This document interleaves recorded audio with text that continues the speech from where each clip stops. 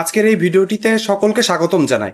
আজকের এই ভিডিওটি সরকারি চাকরিজীবীদের জন্য খুবই গুরুত্বপূর্ণ হতে চলেছে, কেননা আমরা ইতিমধ্যে অনেক কিছু নিউজ পেয়ে গিয়েছি পে স্কেল সংক্রান্ত। সেখানে সর্বনিম্ন বেতন কতটুকু হতে পারে, সর্বোচ্চ কতটুকু, পেনশনজীবীদের জন্য কি কি সুযোগ সুবিধা থাকতে পারে, তাছাড়াও অনেক গুরুত্বপূর্ণ নিউজ রয়েছে পে স্কেল কেন্দ্রিক।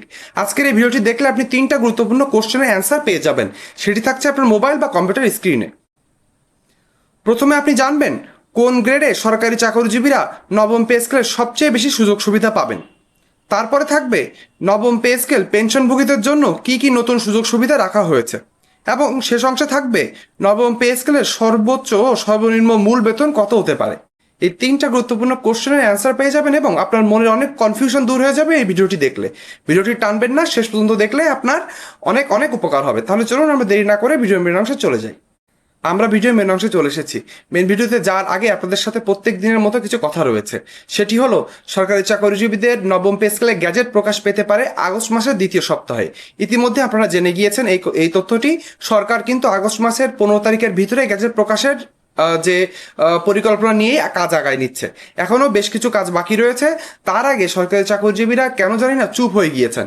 আপনাদেরকে বলবো, আপনারা যেমন আগে এক দফা এক দাবিতে অটল ছিলেন, সেটি হলো 2026 সালের জুলাই থেকে নবম পে স্কেল 100% বাস্তবায়ন, সেখান থেকে কাইন্ডলি সরে আসবেন না। পে স্কেল ধাপে ধাপে বাস্তবায়ন হবে, এটা আমরা জানি, কিন্তু সেটি যদি 50 বা 60% বেসিকের দিয়ে শুরু হয়, তাহলে কিন্তু আসল সুযোগ সুবিধা নবম পে স্কেলে আপনি পাবেন না। দেখা যাবে যে 2 ভাগে ভাগ করে দিলে আপনার বেতন 4 থেকে 5,000 টাকা বাড়বে। এই দুর্মূল্যের বাজারে 4 থেকে 5,000 টাকা দিয়ে আপনি কি আপনার পরিবারের সদস্যদের নিয়ে থাকতে পারবেন? আপনার কি মনে হয় আপনি মূল্যস্ফীতিকে বিট করতে পারবেন? আমি মনে করি সেটি কোনোভাবে পসিবল না। এজন্য অবশ্যই সকলের এক দফা এক দাবি কমেন্ট বক্সে এবং আপনার সামাজিক যোগাযোগ মাধ্যমে লিখতে ভুলবেন না যে 2026 সালের জুলাই থেকেই পে স্কেলের 100% বর্ধিত বেতন বাস্তবায়ন চায়। এবার আমরা চলে আসবো বাকি অংশে। প্রথমে আমরা জেনে নিব কোন গ্রেডের সরকারি চাকরিজীবীরা নবম পে স্কেলে সব থেকে বেশি সুযোগ সুবিধা পাবেন। বলা হয়েছে প্রস্তাবিত রূপরেখা অনুযায়ী 10 থেকে 20তম গ্রেডের সরকারি চাকরিজীবীরা সব থেকে বেশি সুযোগ সুবিধা পাওয়ার সম্ভাবনা রয়েছে।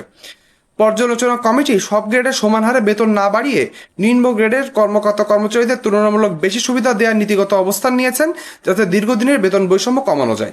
আপনারা ইতিমধ্যে জেনে গিয়েছেন যে এই নবম পে স্কেলের মেইন যে থিমটা, সেটি হলো যে বৈষম্য দূর করা। আর বৈষম্য দূর করতে হলে নিম্নতম গ্রেডের সরকারি চাকরিজীবীদের এই যে বেতনের অনুপাত রয়েছে, সেটা যদি আপনি কমিয়ে আনতে না পারেন, তাহলে কিন্তু আদেও বৈষম্য দূর করা যাবে না। নিম্ন গ্রেডের সরকারি চাকরিজীবীরা সব থেকে বেশি মূল্যস্ফীতির কবলে পড়েছেন।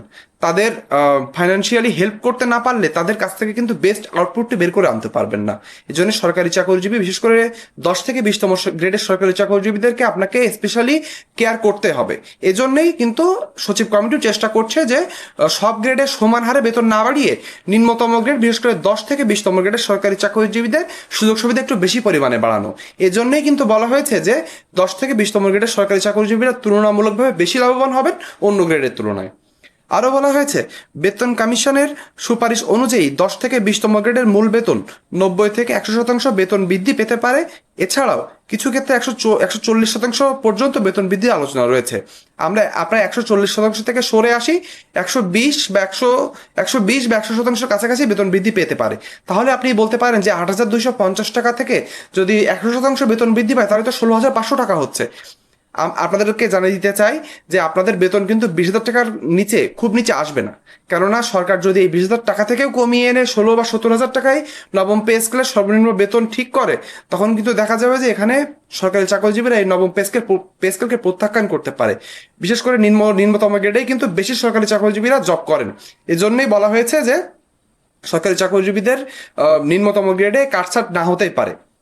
সর্বোচ্চ সর্বনিম্ন বেতন শেষ অংশে জানবো, তার আগে আপনাদেরকে বলে দিতে চাই 20,000 টাকা থেকে কমে আসার সম্ভাবনা কিন্তু খুবই কম। 17, 18, 19, 20 এই সকল গ্রেডে 20,000 টাকার নিচে আসলে সেটি 18, 19,000 টাকার উপরে থাকবে। কিন্তু সরকারি চাকরিজীবীদেরকে কিন্তু বলে যেতে হবে 20,000 টাকার নিচে বেতন না মালে সেটি কিন্তু সরকারি চাকরিজীবীরা কোনোভাবে গ্রহণ করবে না। আর বলা হয়েছে তুলনামূলকভাবে 1 থেকে নবম গ্রেডের মূল বেতন 60 থেকে 70% পর্যন্ত বাড়ানোর প্রস্তাবনা রয়েছে। নিম্ন গ্রেডের বেতন বৃদ্ধির হার পরিকল্পনা করা হয়েছে, অর্থাৎ 1 থেকে নবম গ্রেড, যেহেতু এনারা ফার্স্ট ক্লাস চাকরি করেন এবং এনাদের বেতন তুলনামূলক হারে বেশি রয়েছে, এজন্য তাদেরকে বেতন একটু নিম্নতম গ্রেডের থেকে একটু কমিয়ে শতাংশ হারে বাড়ানোর প্রস্তাব করা হয়েছে।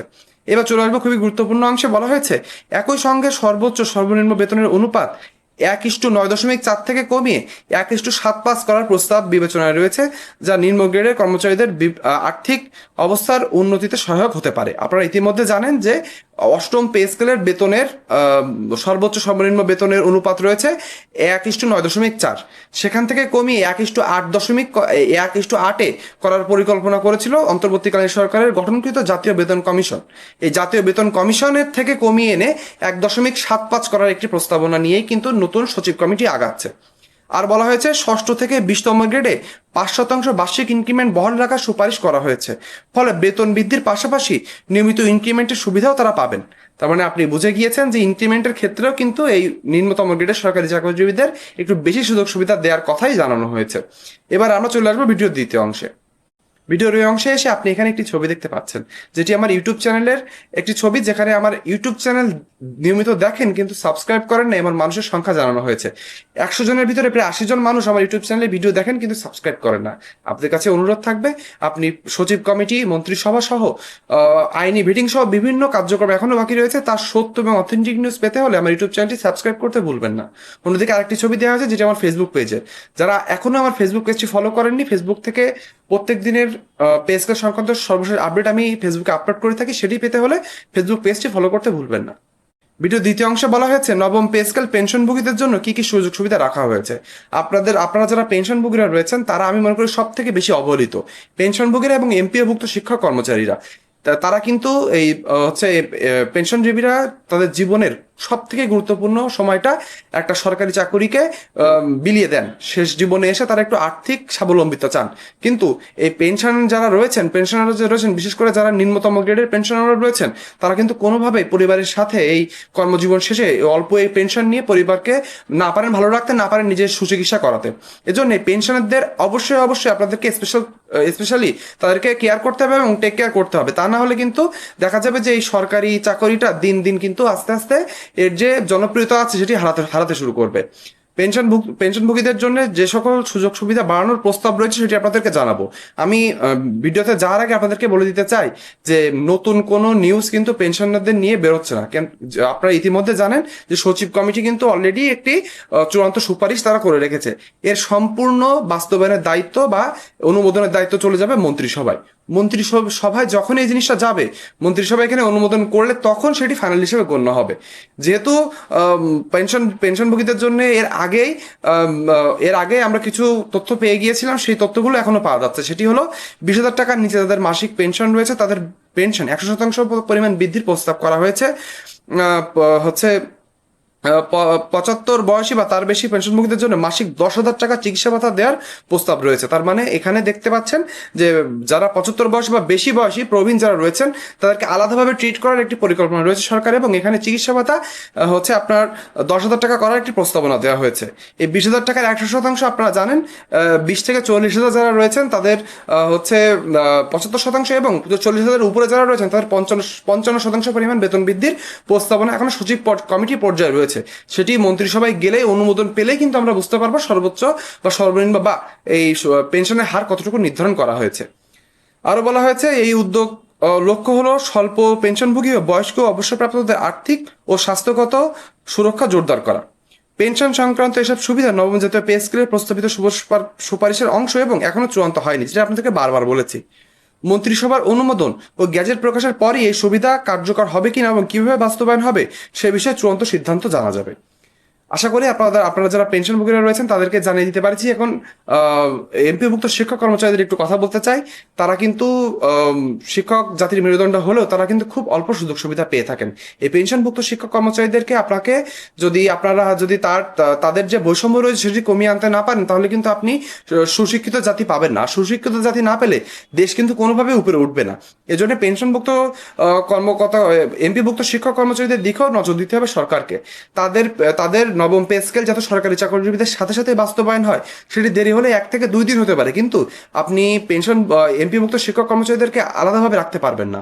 তারাও কিন্তু সরকারের কাছ থেকে অনুদান প্রাপ্ত হয়। এই অনুদান কথাটা খুবই খারাপ শোনায়। এই জন্যই বলবো এমপিভুক্ত শিক্ষক কর্মচারীদেরকে এভাবে অবহেলা না করে তাদেরকে জাতীয়করণ করে তাদের শিক্ষক সমাজেরকে একটা উপকৃত করলে তারা কিন্তু সুশিক্ষিত জাতি আমাদেরকে উপহার দিতে পারবে। এবার আমরা চলে আসবো ভিডিওর শেষ অংশে। বলা হয়েছে নবম পে স্কেলের সর্বোচ্চ সর্বনিম্ন বেতন কত হতে পারে। ইতিমধ্যে আপনারা বিভিন্ন সামাজিক যোগাযোগ মাধ্যমে জানতে পেরেছেন সর্বনিম্ন বেতন 20,000 এবং সর্বোচ্চ বেতন 1,50,000 টাকা। এমন একটি সুপারিশ ঘুরে বেড়াচ্ছে। কি বলা হয়েছে আমরা একটু জেনে নিই। সংশ্লিষ্ট সূত্র অনুযায়ী নবম পে স্কেলের সর্বোচ্চ মূল বেতন প্রায় 1,50,000 টাকা এবং সর্বনিম্ন বেতন 20,000 টাকা করার নির্ধারণ হতে পারে। এই কাঠামো বাস্তবায়ন হলে সর্বোচ্চ সর্বনিম্ন বেতনের অনুপাত 1:7.5 হবে, যা বর্তমানে 1:9.4 অনুপাতের তুলনায় কম। এই পরিবর্তনের মূল উদ্দেশ্য হলো বেতন বৈষম্য কমানো এবং নিম্ন গ্রেডের সরকারি চাকরিজীবীদের তুলনামূলক বেশি সুবিধা নিশ্চিত করা। একই কারণে 10 থেকে 20তম গ্রেডের কর্মচারীদের জন্য 90 থেকে 100% মূল বেতন করার প্রস্তাবনা করা হয়েছে। তবে 1,50,000 টাকা এবং 20,000 টাকা এই অঙ্ক এখনো চূড়ান্ত নয়। আলোচনা সংশ্লিষ্ট সূত্রে সম্ভাব্য কাঠামো নতুন অঙ্ক নির্ধারণ হবে মন্ত্রিসভার অনুমোদন ও গ্যাজেট প্রকাশের পর। তার মানে আপনারা যে বিভিন্ন সামাজিক যোগাযোগ মাধ্যমে জানতে পেরেছেন যে 20,000 টাকা এবং 1,50,000 টাকা এটা কিন্তু নিয়ারলি ফিক্সড হয়ে গিয়েছে, অর্থাৎ মন্ত্রিসভায় যাবে, মন্ত্রিসভাটা অনুমোদন করলে এটি ফিক্সড হয়ে যাবে। কিন্তু মন্ত্রিসভায় যে এখান থেকে যদি কাটছাট হয় তখন কিন্তু এখানের অঙ্কটি কমতে বা বাড়তে পারে। এই জন্য সরকারি চাকরিজীবীদের এক দফা এক দাবি রেখে যেতে হবে। 20,000 টাকা সর্বনিম্ন বেতন ধরেই 2026 সালের জুলাই থেকে নবম পে স্কেলের 100% বেসিক বাস্তবায়ন চায়। আশা করি পে স্কেল সংক্রান্ত আজকের সর্বশেষ আপডেটটি আপনি পেয়ে গেছেন। পে স্কেল সংক্রান্ত এবং সত্য এবং অথেন্টিক নিউজ পেতে আমার ইউটিউব চ্যানেলটি সাবস্ক্রাইব এবং আমার ফেসবুক পেজটি ফলো করতে ভুলবেন না। আজকে ভিডিওটি এ পর্যন্তই। সকলে ভালো থাকবেন। ধন্যবাদ।